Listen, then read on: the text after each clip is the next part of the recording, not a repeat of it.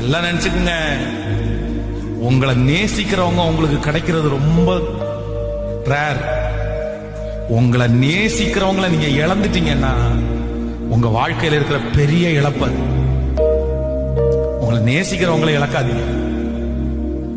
ஒரு ஒரு காலம் தாண்டதுக்கு அப்புறம் சிலருடைய மனசு கல்லாயிரும்பா.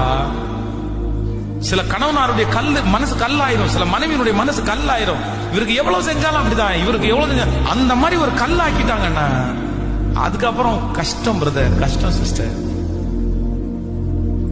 எதுக்கு நீங்க கோவப்படுறீங்க சொல்லுங்க? எதுக்கு கோவப்படுறீங்க? ஒரு ஹோட்டல்ல போய் உட்கார்ந்து 5 நிமிஷம் லேட்டான ஒரு கோவம் வருது? இல்ல இல்ல.